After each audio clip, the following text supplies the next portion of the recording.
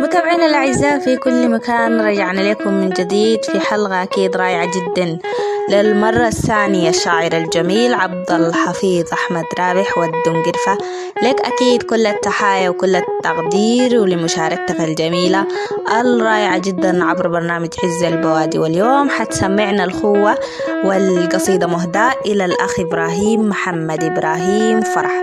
ليك التحية والتقدير وتحية لكل أحبابنا الجميلين، وسمعنا يا عبد الحفيظ القصة الجميلة جدا. ليك التحية. أهلا وسهلا بك الأستاذ إقبال عوض، لك التحية والتقدير والتحية عبر المستمع الكريم أينما كان، وأنا سعيد جدا أن أكون معكم في برنامج عز البوادي. واليوم جاي أقول في الخوة والتحية لكل أخواننا. رافقت كثير وعرفت معنى الخوة، أنا وإبراهيم تبينا في منقرفة سوا، لقيت لي واحد في آخر المطاف بيتلوى، قال لي صداقتك شن القروش وشن من الحوا. كمل رافقتهم وبوراي أجر مسوى، وكمل خان العشرة حفر الساس من جوا. كان صادقت صادق اللي بتلقى السلاح الدوا، ما ترافق اللي بقول لك نفطر فول ونتعشى بيض بالطوع. الخوة ساسها تحفظ على الرفيق بعرضه، ما تخون العلاقة لو كان العالمين ينقرضوا.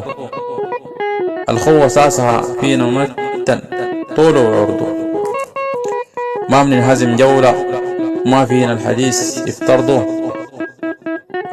بريد الخوة لما تقوم من الضماير صافي، وبريد الصديق ما بيقف معاي ما ضد خلافي.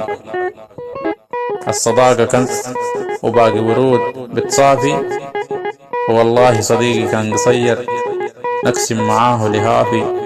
والله صديقي كان قصير نقسم معاه لهافي. والتحية لكل أخواننا داخل المملكة العربية السعودية، وشكرا جزيلا.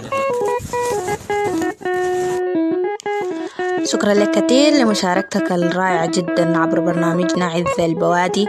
وأكيد التحية ما زالت موصولة إلى الأخ إبراهيم محمد إبراهيم. تحية لك عبد الحفيظ أحمد رابح والدنقرفة، وتحية لكل متابعين الأحباب في كل مكان. تقبلوا تحياتي في التقديم إقبال عوض.